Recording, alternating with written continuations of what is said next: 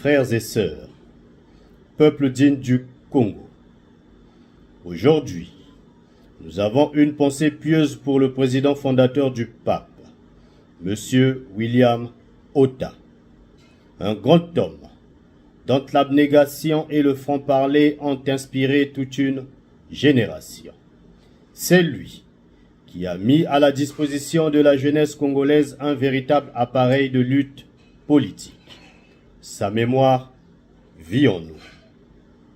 Et nous, militants du pape, par ma voix, nous réaffirmons notre engagement à poursuivre son combat noble et patriotique.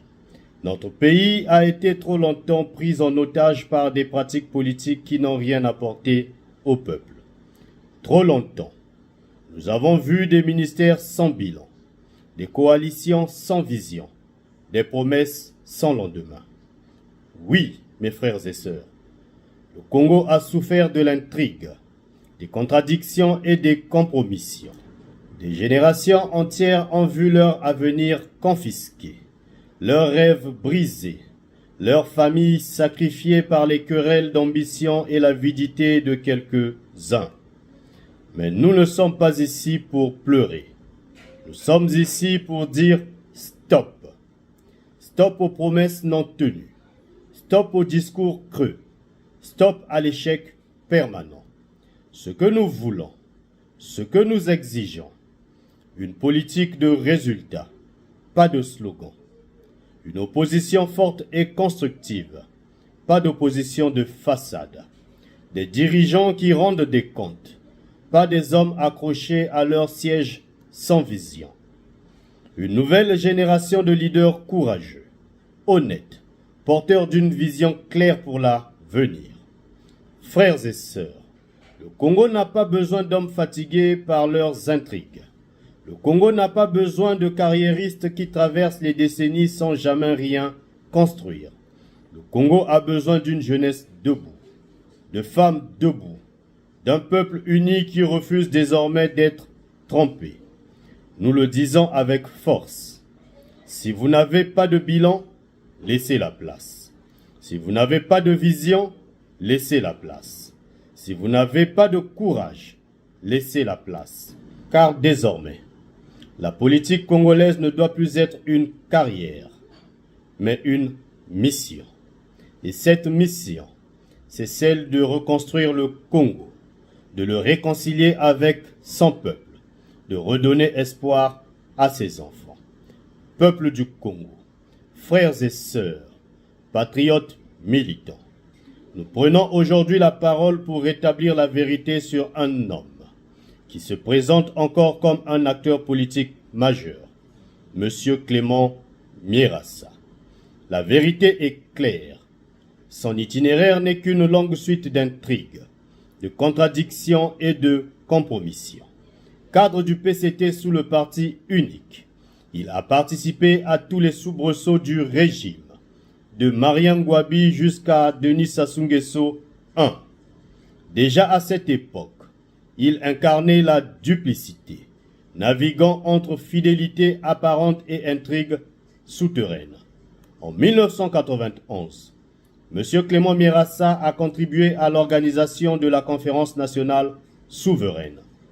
Mais sitôt la transition enclenchée, il retourne aux côtés de M. Denis Sassou Nguesso pour bloquer le processus. Preuve de son incapacité à choisir le camp de la démocratie avec constance. À l'accession du président élu démocratiquement, M. Pascal Lissouba, M. Clément Mierassa ne soutient pas la République. Il rejoint les FDU aux côtés de M. Bernard Kolela et contribue à la déstabilisation du régime, provoquant les troubles sanglants de 1993 et la tragédie du 5 juin 1997.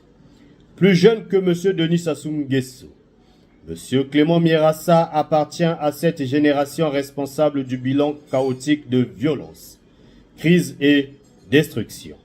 Chers compatriotes, M. Clément Mierassa a eu un bilan ministériel chaotique. Ministre du Commerce de 1991 à 1992. Contexte. période de transition démocratique et crise économique. Aucune réforme sérieuse engagée pour protéger le pouvoir d'achat des Congolais.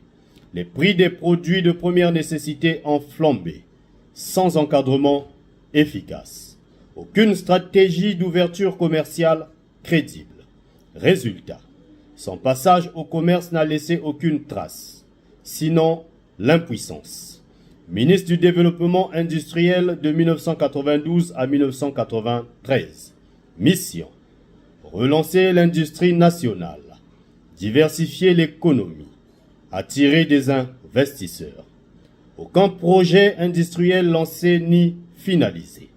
Les unités en difficulté, textiles, cimenterie, bois, n'ont connu aucune amélioration. Aucune modernisation, aucune infrastructure nouvelle, rien de concret. Résultat, un ministère traversé dans l'ombre, avec zéro réforme et zéro résultat. 2 années au gouvernement, 2 ministères et aucune réforme majeure. Pas de politique économique claire, pas d'impact sur la vie quotidienne des Congolais, pas d'héritage industriel ni commercial. En résumé, son passage au gouvernement n'a été qu'un échec retentissant. Un simple épisode de présence sans action. 2 ministères, 2 occasions, 2 échecs. Le bilan de M. Clément Mirassa au gouvernement est un désert. Aucune réforme, aucun projet, aucune amélioration. Un ministre fantôme qui a traversé l'État sans rien n'y apporter. Après le retour de M. Denis Sassou Nguesso, il s'autoproclame opposant. Mais force est de constater, il n'a cessé de se battre pour des leaderships stériles, multipliant plus de 10 coalitions depuis 1997, toutes détruites par ses intrigues. Le 4 novembre 2014, alors qu'il présidait le mouvement citoyen pour le respect de l'ordre constitutionnel, la police réprime une conférence de presse organisée à son domicile. Le professeur Anaclé Tchomambe, Makita Mbama, Franck Nzila, Patrick Éric Mampouya sont tous arrêtés. Seul M. Clément Mirassa n'est jamais interpellé. Beaucoup se demandent depuis qui protège Clément Mirassa, alors que les opposants comme M. Zachary Boao et Mme Claudine Mounari étaient interdits de voyager. M. Clément Mirassa circule librement avec un passeport diplomatique. Une preuve éclatante de ses compromissions cachées. À la tête du FROCAD, IDC, CJ, 3M, il complote contre Mme Claudine Mounari jusqu'à la pousser à la sortie. Il marginalise M. Ouabari Mariotti en France. Il attaque M. Guy Mafimba, représentant de la diaspora. Partout où il passe, il divise et il intrigue.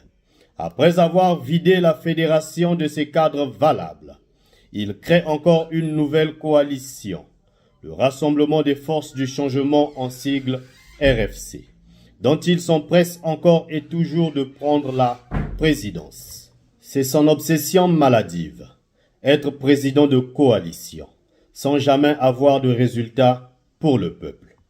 Comme si cela ne suffisait pas, M. Clément Mirassa s'attaque aujourd'hui au pape, héritage de notre père William Otta, d'heureuse mémoire. Nous le disons solennellement, le pape ne sera pas un terrain de plus pour ses intrigues et ses ambitions personnelles. Sa seule revendication publique en tant qu'opposant est de dire, je cite, « Le président Denis Sassou Nguesso n'est pas en conformité avec la loi. » Fin de citation. Mais il oublie que lui-même n'est pas en conformité avec les statuts de son propre parti, le PSDC, où il cumule toutes les fonctions sans partage, de la présidence au secrétariat général, en passant par la promotion de la femme et même la jeunesse. Ce qui justifie le manque de représentativité de ce parti au niveau national et international. Quel crédit accorder à un homme qui viole lui-même ses propres règles? Chers compatriotes, M. Clément Mirassa n'est plus qu'un symbole du vide, des intrigues et des échecs. M. Clément Mirassa, c'est la tortue de la politique congolaise. Toujours lent, sans jamais atteindre le but. Toujours présent, mais sans jamais avancer. Toujours là, mais sans jamais rien construire. Depuis plus de 40 ans, il traîne sur la scène politique, mais son parcours est un chemin sans empreinte. 2 ministères, aucun bilan. 2 candidatures présidentielles, humiliation électorale. 3 décennies d'opposition, intrigue, division, 0 victoire. Comme la tortue, il avance au ralenti, mais contrairement à elle, il n'apporte ni sagesse ni longévité utile. Seulement de la stagnation et du vide politique. Son itinéraire politique n'est qu'une succession de contradictions et de compromissions. Il est temps qu'il prenne sa retraite. Nous, jeunesse congolaise, nous choisissons le courage, la vérité et l'avenir. Le Congo n'a plus besoin de figurants. Le Congo n'a plus besoin d'intrigants. Le Congo a besoin des bâtisseurs, peuple congolais. Aujourd'hui, je vous appelle à l'unité. Je vous appelle au courage. Je vous appelle à briser les chaînes des intrigues et des échecs répétés. Notre génération ne doit plus hériter du chaos, mais construire la justice.